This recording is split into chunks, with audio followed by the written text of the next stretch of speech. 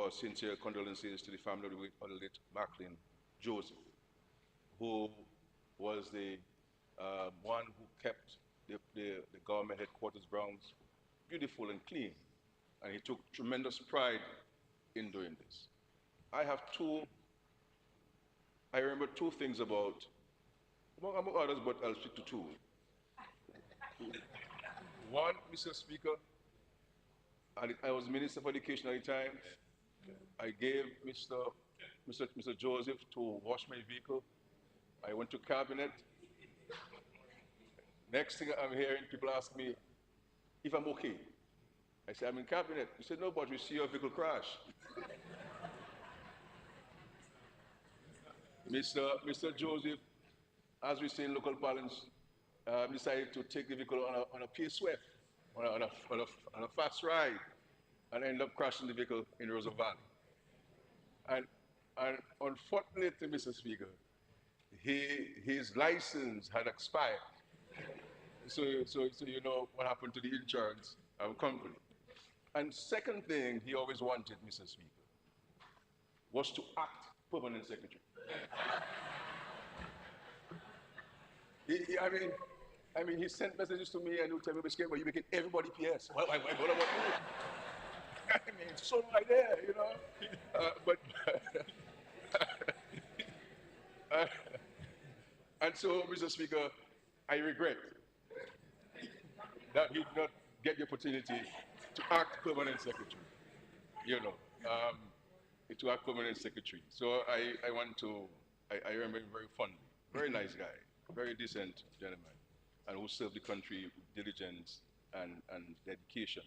And so we extend sympathies to his family. Thank you, Mr. Speaker.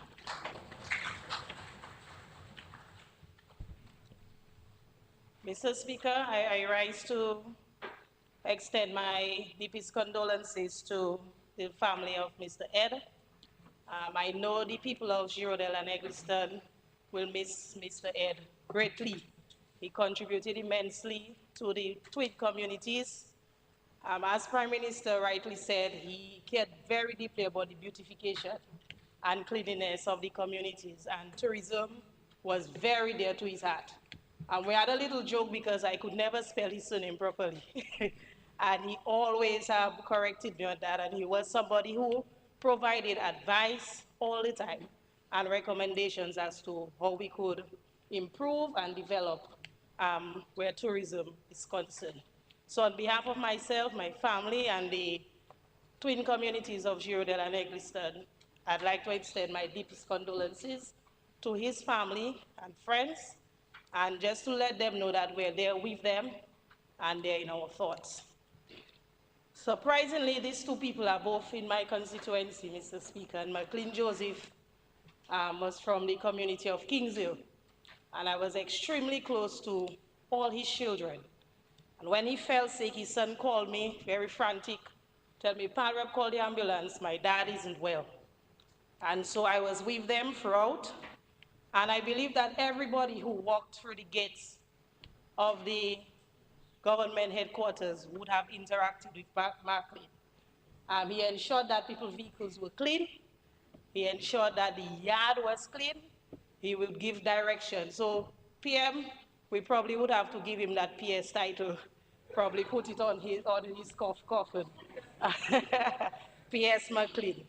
And so on behalf of the people of Kingshill, I want to extend my deepest condolences to the family of Mr. Joseph, and may both of them rest in eternal peace.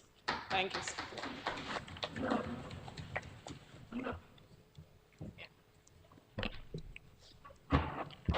Mr. Speaker, I also rise to express my deepest and sincere sympathies to the family of Mr. Gary Ed. Mr. Gary Ed, as the Prime Minister said, was a true patriot of Dominica and a champion of tourism, especially in cruise tourism, Mr. Speaker. Mr. Speaker, but also a man of the greatest humility, Mr. Speaker. And I will always fondly remember him because we share the same birthday. So every year, without fail, on my birthday, he sent me a bottle of wine, Mr. Speaker. So he will be greatly missed for his sound advice for his genuine concern and true interest in advancing and developing our country. But I know that he'll be very proud for the advancement we are making in terms of the international airport, the cruise terminal, to expand the economy. So may his soul rest in peace.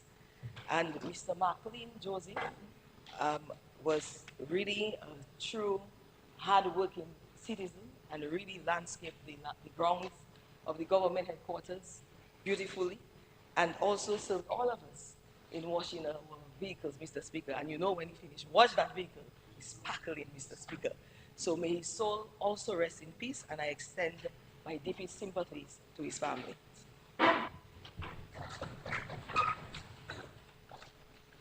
I myself would like to extend deepest sympathies to the families of both Mr. Martin and Mr. Ed. Martin and I grew up in Kings Hill, that some people may not know, from since 1979. So up in Kings Hill, Lower Kings Hill, and both his mom and my mom moved to Upper Kings Hill. So we have known each other from since then, boys' school and in Kings Hill. So I really want to extend this to his family. To Mr. Ed, interestingly, Mr. Ed was not just a businessman.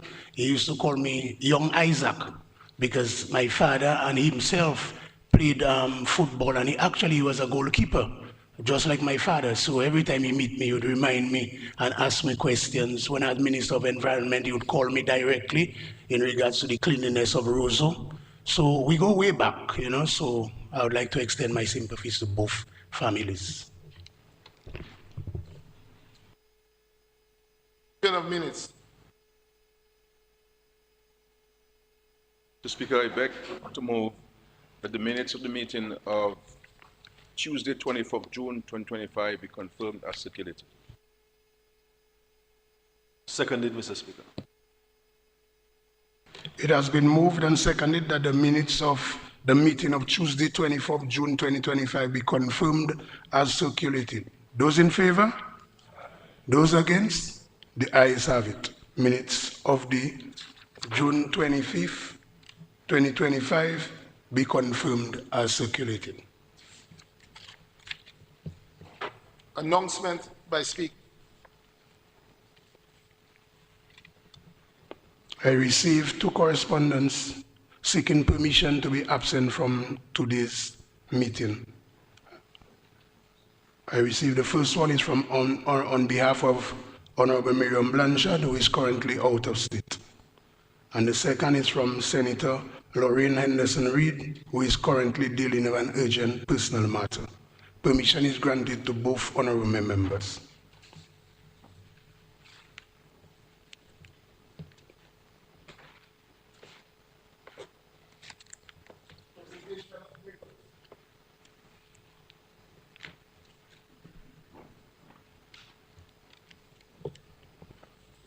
Mr. Speaker, I beg to lay the following papers on the table. 1, proclamation proroguing Parliament, SRO number 25 of 2025, and 2, proclamation reconvening Parliament, SRO number 26 of 2025. Mr. Speaker, I beg to lay the following papers on the table. Draft estimates of revenue and expenditure for the financial year 2025-2026, debt portfolio review for the fiscal year 2023-2024. Mr. Speaker, I beg to lay the following papers on the table. Civil Aviation Air Traffic Services Regulation 2024, SRO number 21, 2024. Civil Aviation Regulations 2024, SRO number 22, 2024. Civil Aviation Safety Management Regulations 2024, SRO number 23, 2024. Civil Aviation and Fatigue Management Regulations 2024. Civil Aviation Construction of Instrument Flight Procedures 2024. Civil Aviation Units of Measurement for Air and Ground Operations Regulations 2024. Civil Aviation Aeronautical Search and Rescue Regulations 2024. Civil Aviation Meteorological Services for Air Navigation Regulations 2024. Civil Aviation Certification of Air Navigation Services Regulation 2025. Civil Aviation Aeronautical Information Services Regulation 2025. Civil Aviation Flight Checking Organization Approval Regulations 2025. Civil Aviation Aeronautical Telecommunications Regulations 2025. Civil Aviation Flight Safety Regulations 2024. Government notices. Mr. Speaker, I beg to give notice that at a later stage of the proceedings, I will be moving the motion and taking all stages of the bill shortly entitled 2025-2026 Appropriation Act 2025, standing in my name of the order paper. Statement by ministers.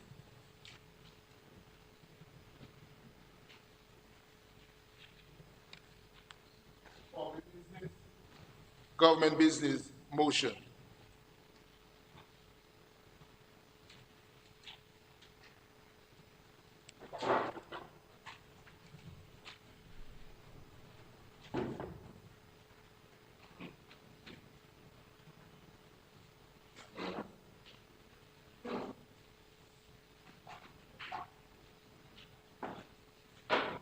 Your mic.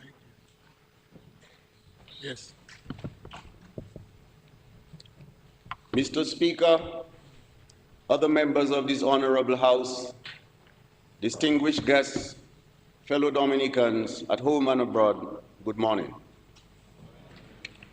I rise to deliver the budget address for the 2025-2026 fiscal year. I give thanks to Almighty God for His continued blessings, mercies, and protection over our people and our nation, and His grace, which has sustained us in the face of growing global economic and social challenges. This national budget is built on confidence, grounded in fiscal discipline, and driven by our shared vision for a dynamic Dominica. It is framed within the government's guiding principle of building a resilient nation, as outlined in the National Resilient Development Strategy, Dominica 2030, and presented against a backdrop of sustained gains made possible by a government which has remained steadfast in its commitment to responsible governance, inclusive growth, and dedicated service to our people. Investments in resilient infrastructure, healthcare, digital transformation, housing, education, tourism, and agriculture are now delivering visible, meaningful results, fueling economic recovery, improving livelihoods, and strengthening public and investor confidence. It is within this context that this year's budget has been developed under the theme, Balancing Resilient Development and Fiscal Discipline for Sustainable Growth. Mr. Speaker, building on the work which this government has already started, we remain firm in our mission to strengthen and expand the economy and national infrastructure, protect the environment, and ensure an efficient and transparent public service. We are eternally grateful that in spite of the climatic and global policy uncertainties, the future is promising. This is not a time to retreat or slow down. It is a time to press forward, accelerate progress, and deepen reforms. I will now give an overview of our achievements. Over the past year, present the fiscal year 2025-2026 budget estimates and outline our plans for the year ahead. Macroeconomic performance.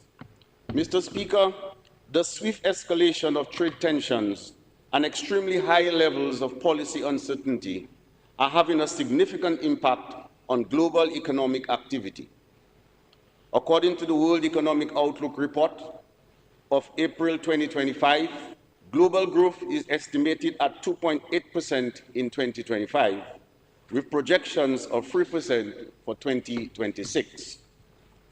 Growth in advanced economies is projected to be 1.4% in 2025, and in emerging markets and developing economies, growth is expected to slow down to 3.7% in 2025 and 3.9% in 2026.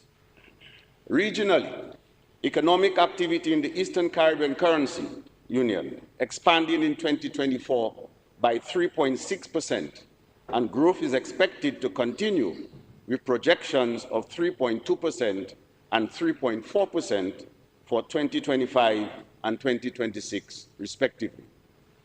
I am happy to report, Mr. Speaker, that in keeping with the regional trend, Dominica's real GDP is estimated to have grown by 3.5% in 2024. Mr. Speaker, this growth was fueled by robust wholesale and retail trade, a very ambitious public sector investment program, increase in tourism activity, and growth in agricultural output. The rate of inflation also declined slightly, averaging 3.1% in 2024, down from 3.5% in 2023, due to the easing of food and commodity prices.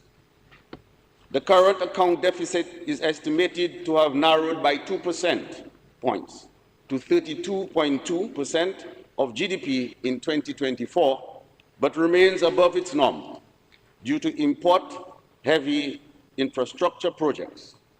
Currently, our debt to GDP ratio hovers around 89%.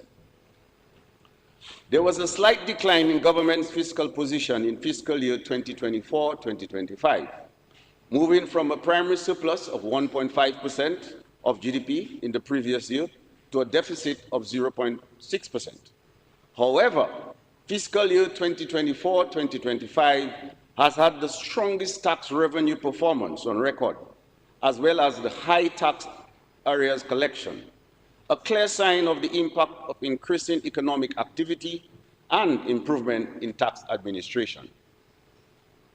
There was growth in tax revenue collection, with all the major tax categories surpassing collections of the previous year. VAT has performed exceptionally well, exceeding budget estimates by 3% and surpassing collections for the previous year by $9 million.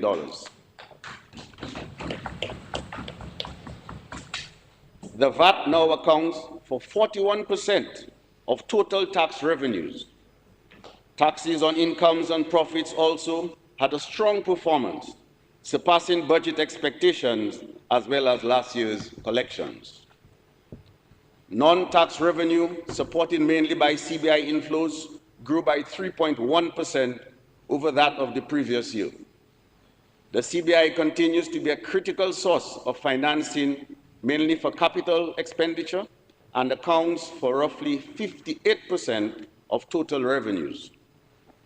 Overall, outlays for recurrent expenditure have increased slightly by 1.3%. Expenditure on personal emoluments, as well as transfers and subsidies, registered increases, while interest payments and spending on goods and services declined. It should be noted that total recurrent expenditure fell well within the budget's estimates for this year. Mr. Speaker, fiscal year 2024-2025 saw a notable increase in capital expenditure, equivalent to 31% of GDP, reflecting the ongoing infrastructure development push as government continues to invest heavily in economic infrastructure, resulting in a capital expenditure of $603.5 million. Mr. Speaker, the macroeconomic outlook. With regard to the outlook, growth continues in 2025, with projections at a further 4.2% of GDP by the end of the calendar year, while inflation is projected to stabilize at around 2%, broadly aligned with the US price trends. The current account deficit is forecasted to narrow to its historical norm of 15 to 16% of GDP by 2027-2028. The fiscal operations for budget year 2025-2026 are projected to yield a primary surplus of 1% of GDP, as strong revenue growth is expected to offset increases in both recurrent and capital expenditures. Further expansion in tax revenue will persist throughout the year, with all major tax categories growing by an average of 4.5%. Improvements are also expected in non-tax revenue as CBI inflows remain elevated. Mr. Speaker, expenditure growth for this fiscal year is fueled by 9.6% increase in capital expenditure over the actual capital expenditure for last fiscal year. As a result, the capital expenditure is now equivalent to 32% of GDP. Recurrent expenditure is expected to grow by 7.6% over actual expenditure for last year, and 0.1% of last year's estimates driven by allocations for personal emoluments. The outlook for the 2026-2027 and 2027-2028 fiscal years suggests further improvements in the fiscal balances as revenues continue to grow in line with projected economic expansion and total expenditures levels out. Mr. Speaker, risks to the outlook remain active as ongoing geopolitical tensions could disrupt Dominica's tourism, trade, and external competitiveness. Extreme climate events could severely damage infrastructure and compromise growth. Furthermore, domestic risks such as fiscal underperformance and lower than expected CBI inflows could jeopardize the completion of key infrastructure projects with knock-off effects to growth and debt. On the other hand, Mr. Speaker, better than expected dividends from construction of the international airport and the marina, commissioning of the new geothermal energy plant, or higher growth in advanced economies could pose upside risks to the outlook. Additionally, the implementation of the Fiscal Responsibility Framework in 2026, the creation of a debt repayment fund, that's DRF, and the establishment of the Vulnerable Risk and Resilience Fund, VRF, will help in maintaining a sound fiscal position.